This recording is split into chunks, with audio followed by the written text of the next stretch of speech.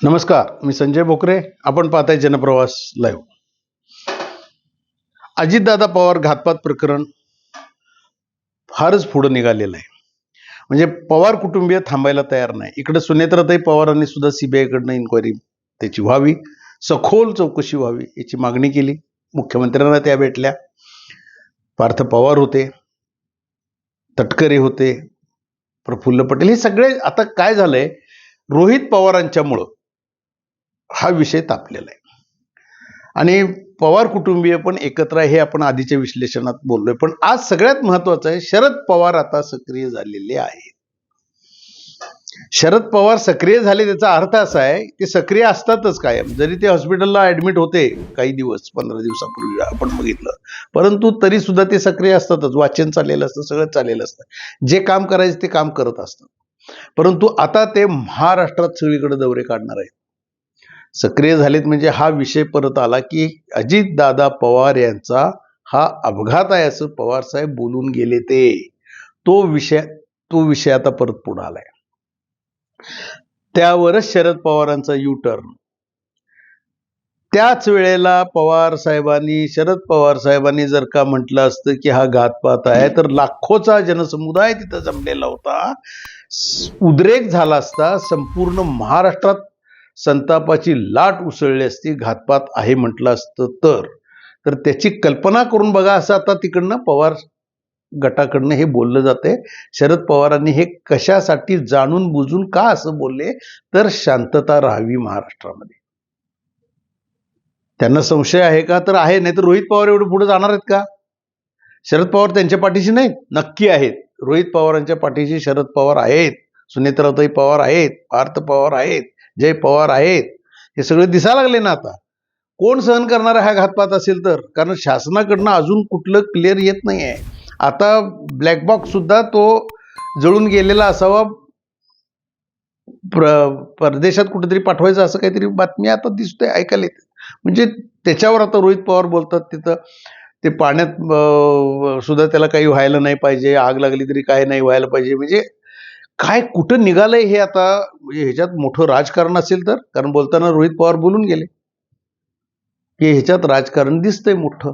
हा घातपातच आहे. आणि प्रफुल्ल पटेल आणि तटकरे हे टार्गेट आहे त्यांचं. आता ब्लॅक बॉक्स मध्ये काय व्हायचं ते होते, तरी सुद्धा हे टार्गेट त्यांचं काय आहे, राजकारण विलिनीकरणाचा जो विषय होता त्याच्यामध्ये आडवं पडलेले हे आहेत. आणि त्याच्याही पेक्षा जास्त आता परत टार्गेटवर आणि 2 नेते येण्याची शक्यता आहे अजितदादा गटातले.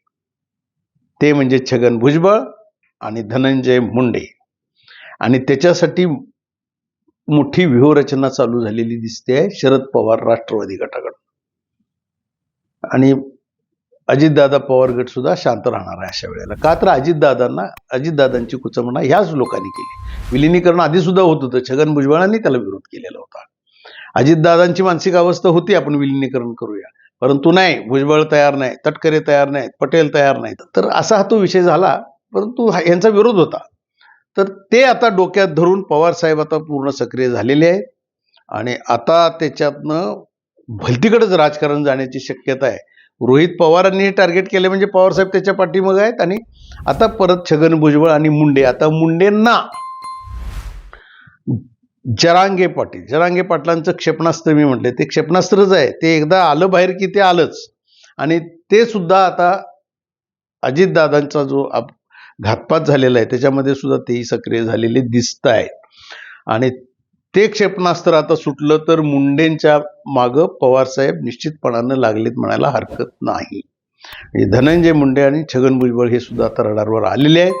शरद पवार सक्रिय झालेले आहेत. आणि संपूर्ण महाराष्ट्र तापवलं जाणार आहे ह्या विषयावरनं. ह्याच्याकडं लक्ष भारतीय जनता पक्ष बारीक लक्ष ठेवून आहेत. भारतीय जनता पक्षातले केंद्रीय नेतृत्व, अमित शहा असतील, अगदी पंतप्रधानांच्यापर्यंत हा विषय जाऊन धडकलेला आहे. आणि आता जर का महाराष्ट्रामध्ये पवारांनी जर का ही खेळी केली आणि महाराष्ट्रात हा घातपात हा विषय धसाच लावून धरला, तर भले शासनानं कितीही त्याच्यात निष्कर्ष काढले की याच्यामध्ये घातपात नाही, हा अपघात आहे म्हटलं, तरी पवार कुटुंबीय ऐकणार नाही. आणि हे प्रकरण तुम्ही घातच केलेलं आहे आणि ह्याचं काहीतरी तुम्हाला भोगायला लावणार, अशा पद्धतीचं संकेत अशा पद्धतीचं चित्र दिसतंय, त्या पवार गटाकडनं दिसतंय. मग त्याच्यामध्ये राजकीय खेळ्या काय होतील सांगता येत नाही, पण हे 4 नेते मात्र बळी जाण्याची शक्यता आता दिसतात. ते म्हणजे प्रफुल्ल पटेल, सुनील तटकरे, छगन भुजबळ आणि धनंजय मुंडे. हे 4 बळी जातील. कदाचित भारतीय जनता पक्षाबरोबर सेटलमेंट सुद्धा यांच्या होतील आणि भारतीय जनता पक्ष सुद्धा ते बळी गेले म्हणून त्यांना काही फरक पडत नाही. देवाभाऊ म्हणणार सखोल चौकशी व्हावी, दोषी असेल तर शिक्षा व्हावी, ही त्यांची भूमिकाच आहे. त्यामुळे भारतीय जनता पक्षाचं फार काही त्याच्यात नुकसान होईल असं दिसत नाही. परंतु ह्या 4 नेत्यांचं मात्र नुकसान करायला रोहित पवार आणि शरद पवार साहेब आणि सुप्रियाताई पुढं आलेल्या दिसत आहेत. राजकारण मात्र विचित्र मार्गानं जाईल असं दिसतंय आणि महाराष्ट्र तापवण्यासाठी काहीतरी षडयंत्र रचलं जातंय शरद पवार राष्ट्रवादी पक्षाकडनं. आता आपण ह्याच्यावरच विश्लेषण केलं. इथनं पुढं काय घडेल त्याच्याकडे आपण बारीक लक्ष ठेवून आहोत. त्या वेळेला आपण विश्लेषण करत राहू. आज इथंच थांबू, उद्या पुढच्या भागात.